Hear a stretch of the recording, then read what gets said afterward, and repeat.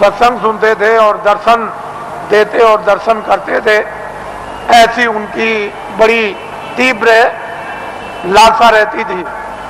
तो ऐसे लोगों का तो वैसे भी काम हो जाता है। जो नामदानी जंगल में रहते हैं, जो यहाँ सत्संग में नहीं आए, अगर उनका भी शरीर छूटता है तो उनके लिए भी इंतजाम बंदोबस्त करके रखा है कि उनकी भी जीवात्मा गड्ढे में नहीं जा सकती।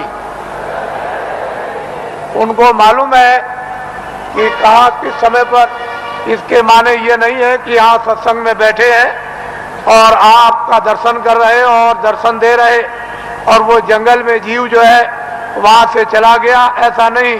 उन्होंने पहले ही से इंतजाम करके पूरा रखा है और उनको मालूम रहता है कि जीव यहाँ से नामदानी जा रहा, उसका इंतजाम कर दिया।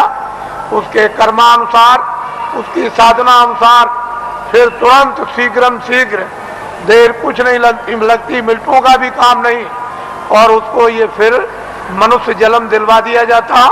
और ऐसे वायुमंडल में जन्म मिलता है जहाँ आसपास में सत्संगी यानी प्रेमी सत्संगने स्त्री और पुरुष रहे, और जैसे ही वो बच्चा बड़ा होता है फिर नामदान प्राप्त कर लेता है और वहां से साधना फिर शुरू कर देता है। यदि बीच में फिर उसकी साधना अधूरी रह जाए और फिर वो अपना शरीर छोड़ दे तो फिर उसकी संभाल हो जाएगी और ऐसी जगह पर उसको जल में दिलवा दिया जाएगा कि फौरन सत्संग में फिर आकर और नामदान को प्राप्त कर लेगा और जहां से साधना छूटी है फिर शुरू कर देगा। वहां तक के लिए उसको कोई मुश्किल नहीं पड़ेगी। वो आनंद फानंद एकदम तत्क्षण बताते ही उसका काम होगा और आगे उसके लिए थोड़ी मेहनत करनी है। इस तरह से जीवों की नामदान देने के बाद संभाल हर तरह से होती रहती है, बशर्ते यह है कि आप कोई बुरा काम न करें,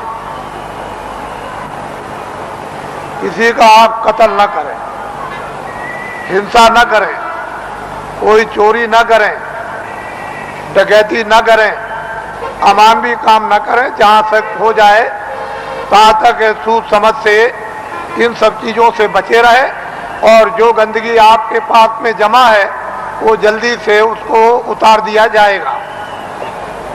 लेकिन जब आप गलती कर लोगे और तुम ये नहीं समझोगे कि मालिक देख रहा और जितने नामदान दिया है वो देख रहा, तुम उसको और मालिक को अंधा समझोगे तो वो कर्म जमा हो जाएगा और उसकी आपको सजा मिल जाएगी।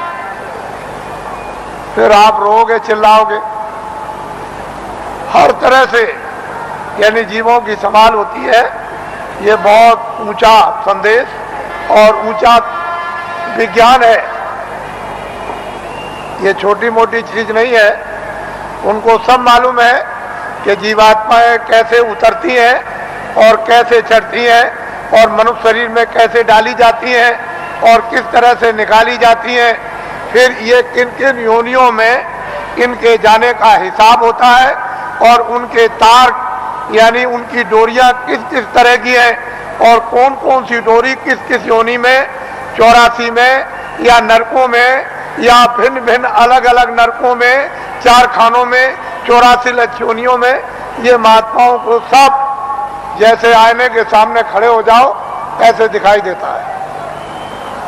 लेकिन अब ये जरूर है कि जब तुम्हारी आंख खराब हो गई तो आप ऐसा समझते हो कि सब अंधे हैं, किसी के आंख होगी ही नहीं, कोई दुनिया को देखता ही नहीं होगा। लेकिन जिसके आंख है वो